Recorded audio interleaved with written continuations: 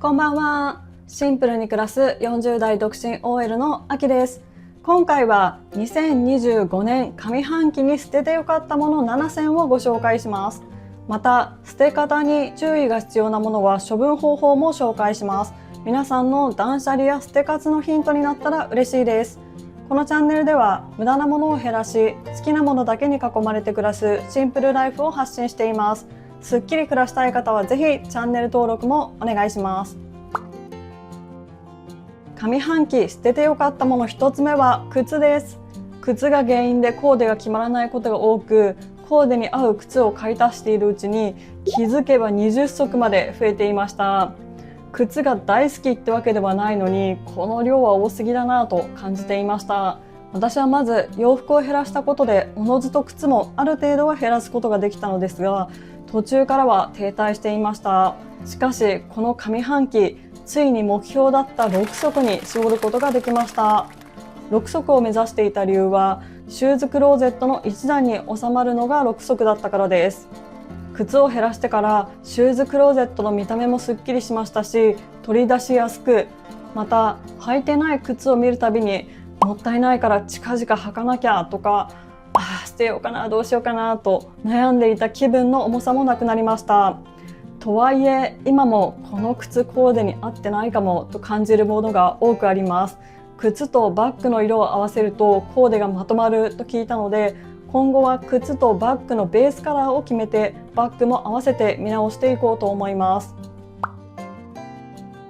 捨ててよかったもの2つ目は、効果が感じられなかったサプリメントです。なんとなく体に良さそう、なんとなく美容に良さそうと、たくさんのサプリや健康飲料を飲んでいましたが、やめても体調は特に変わらずでした。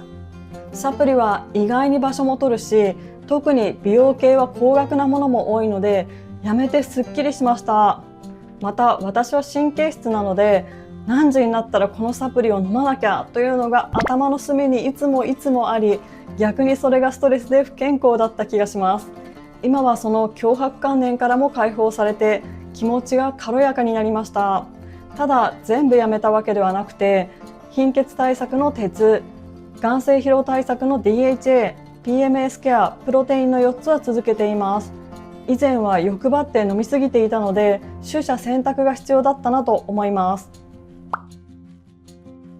手放してよかったもの3つ目は、オートファジー16時間断食です。健康や美容にいいと話題だったので挑戦してみたのですが、私は10時半頃から空腹でイライラし始め、午前中の集中力が落ちたりして、逆に生活の質が下がっているなと感じました。ただ朝食を抜くことで買い物や片付けの手間が減ったのは良かったので、今はプロテインスムージーで置き換えダイエットに切り替えました。今のところ無理なく続けられていい感じです。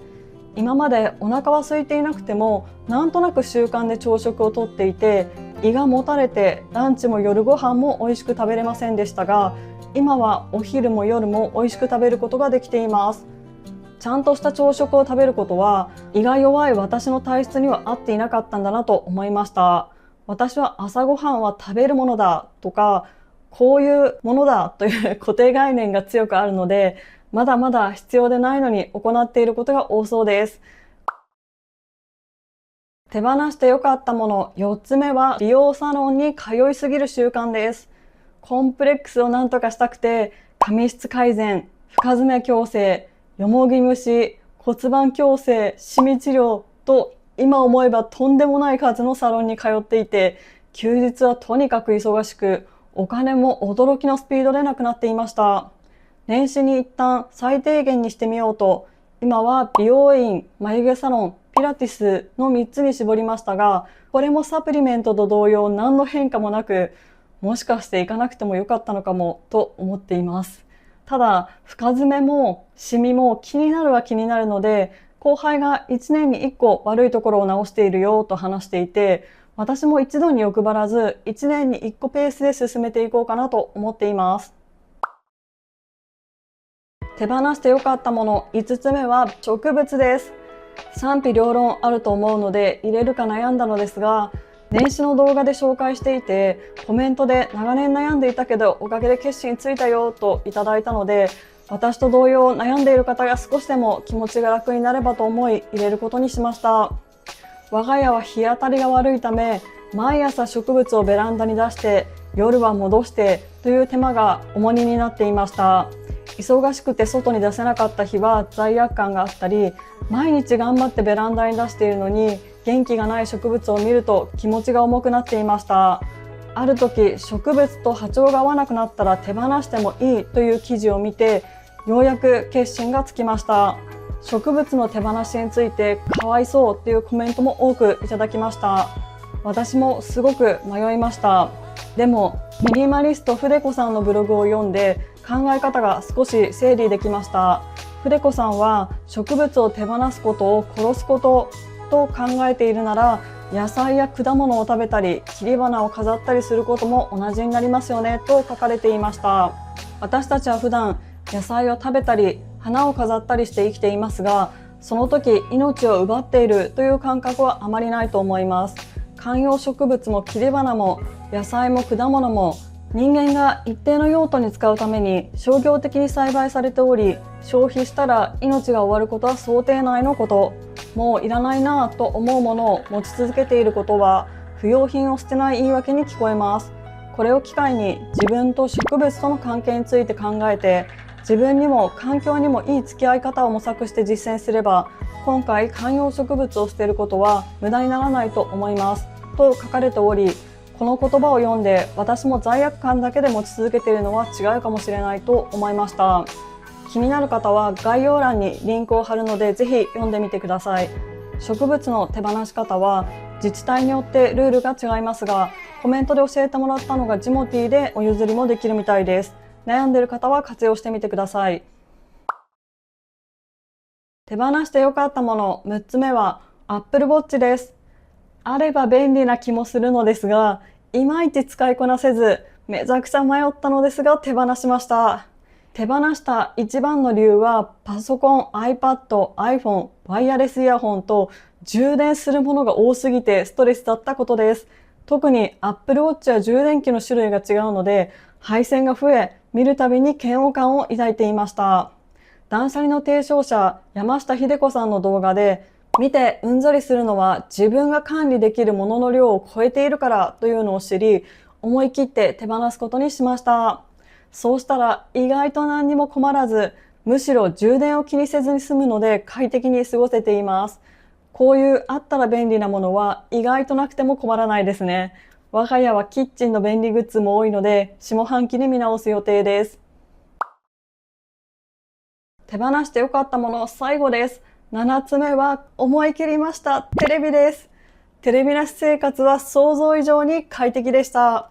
テレビを手放してよかったことは3つあって、1つ目は部屋が広くなったことです。私は生活感のない部屋に憧れていたので、テレビとテレビボード、そして配線がなくなったことで、リビングが超絶すっきりして理想の空間に近づきました。また、空間が広くなったことでさっとヨガマットが引けて、宅トレが習慣化できたのも大きな変化です。さらに今はソファーを手放すことも検討中です。テレビを手放してよかったこと、2点目は自由な時間が増えたことです。なんとなくテレビをつけてダラダラ過ごす時間がなくなりました。以前は帰宅後、テレビを見ながらご飯を食べていたら、気づいたら寝る時間になっているなんてことが多かったのですが、今は増えた時間でゆっくり湯船に浸かったり、本を読んだり、動画を編集したり、時間を有意義に使えているなと感じられるようになりました。そして3点目は流行やニュースに振り回されなくなったことです。以前はテレビの情報番組で取り上げられている商品を購入したり、話題のスポットに出かけることも多かったのですが、今は流行りに乗って何かをするということが少なくなりました。また芸能人のゴシップやネガティブなニュースを見ずに済むので、ストレスが軽減された気がします。捨て活中の方はテレビの手放しを一度は考えたことある方多いと思います。私自身、就寝時間以外はずっとテレビがついている家で育ったので、本当になくなって大丈夫かとめちゃくちゃ悩みました。私は今回、地上波を見ることができるプロジェクターを導入し、2ヶ月ほど並走した末に、今はなくても大丈夫だと確信できたので手放しました。テレビの手放しを検討されている方は、一度電源を抜いたり、テレビなし生活を疑似体験するのがおすすめです。テレビの手放しは失敗すると金額のダメージが多いので慎重になってください。注意点は、テレビの処分は粗大ごみでは捨てられないので、購入店や不用品回収会社に依頼が必要な点です。私はメルカリで売却しました。はい、以上が私の手放してよかったもの7選でした。私が片付けを始めたきっかけの一つは、時間を増やすためだったのですが、物だけではなくことにも多くの時間を奪われていたことに気づきました。また、手放す時ってすごく躊躇しますが、意外となくても困らないことって多いなぁと改めて感じました。皆さんが手放してスッキリしたもの、習慣、ことがあれば、ぜひコメント欄で教えてください。暮らしを整えるヒントとして私も参考にしたいです。最後にチャンネル登録、グッドボタン、X やインスタのフォローもお待ちしています。それではまた次回の動画でお会いしましょう。バイバイ。暑いので体調にお気をつけて。